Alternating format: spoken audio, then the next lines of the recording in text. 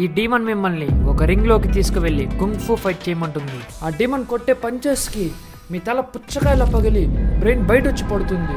అసలు ఈ demon normal గానే తినేయచ్చుగా, ఫైట్ చేసే ఛాన్స్ ఎందుకు ఇస్తుంది? అతని పేరు షంగు, ఒక కుంఫు ఫైటర్. ఆ విలేజ్ లో అతన్ని ఓడించి ఎవ్వరూ గెలవలేరు. కానీ అతను చాలా అమాయకుడు, అందరిని ఈజీగా నమ్మి మోసపోతూ ఉంటాడు. షంగు తన ఫ్రెండ్ ఒబైస్ సిస్టర్ యమికోతో ప్రేమలో ఉన్నాడు. అతనికి ఆ అమ్మాయి అంటే చాలా ఇష్టం. ఒబైస్ ఫ్రెండ్లీ మ్యాచ్ ఒకటి ఆడదామని షంగుని ఫైట్ కి పిలిచాడు. ఆ ఫైట్ లో చాలా ఈజీగా షంగు గెలిచాడు. చుట్టూ చూస్తున్న స్టూడెంట్స్ అందరూ ఒబైస్ ని చూసి నవ్వారు. తన చెల్లిని చేసుకోబోయే వాడి దగ్గర ఓడిపోయాడు, ఎందుకంటే అవమానం ఇంకోటి ఉండదు. ఆ మాటని ఒబైస్ చాలా సీరియస్ గా తీసుకొని ఇంటికి వెళ్లి యమికోతో షంగుని మర్చిపో అని చెప్పాడు. యమికో కూడా అసలేం జరగనట్టు షంగుని చాలా ఈజీగా వదిలేసింది. ఇన్ని రోజులు అతను ఎవరైతే తన సొంత వాళ్ళని ఇష్టపడ్డాడో వాళ్ళతన్ని ఎనిమిలా చూస్తున్నారు. అమ్మాయి కోసం చాలా రోజులు బాధపడి అది కోపంగా మారింది.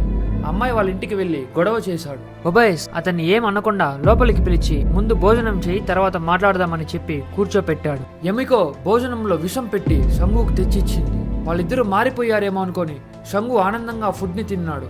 10 నిమిషాలకంతా షంగు ఆత్మ డీమన్ లా మారి ఒబైస్ వాళ్ళ ఇంటికి వెళ్ళింది. డీమన్ అతనికి ఫైట్ చేయడానికి ఒక ఛాన్స్ ఇచ్చి చిత్తుగా ఒబైస్ ఫేస్ ని పగలగొట్టి అతని ప్రాణాలు తీసేశాడు. తర్వాత యమికోని కోపంగా చూసి ఆమెనేం చేయకుండా అక్కడి నుంచి గుమ్మున వెళ్ళిపోయాడు. నాతో కూడా ఫైట్ చేయమని ఛాలెంజ్ చేశాడు.